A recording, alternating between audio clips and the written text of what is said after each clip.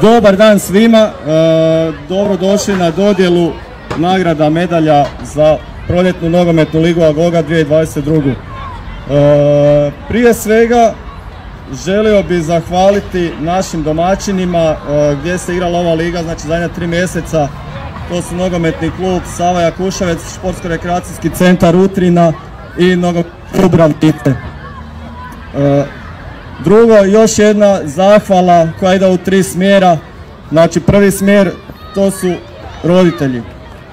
Hvala vam još jednom na strpljenju, na potpori. Ova 3 mjeseca znam da nije lako, bili ste tu i zajedno smo izdržali. Drugi smjer su treneri. To uvijek kažem, moja žena se ljuti. Više se čujem s njima, stiže poruka u 10 navečer ko je trener. Tako da hvala trenerima na komunikaciji, na strpljenju. Jel me čuju treneri?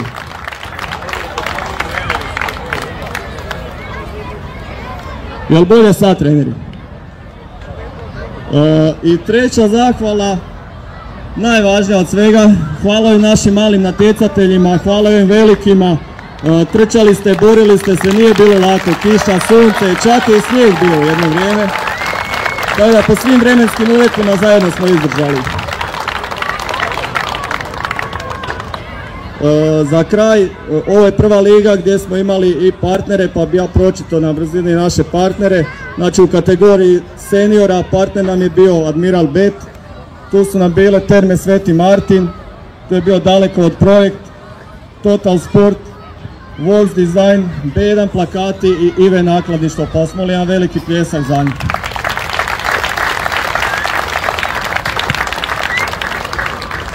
Prije predstavljanja svih klubova i ekipa koje su sudjelovale, ja bih želio pozvati predstavnika našeg partnera Dalekovod projektu, gospodina Stipu Panđu, on će uručivati medalje i nagrade. Molim vas pljesak, hvala.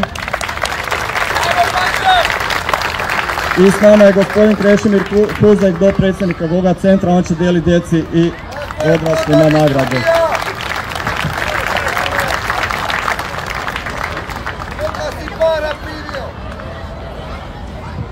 A evo nam i sredstvo, može sredstvo.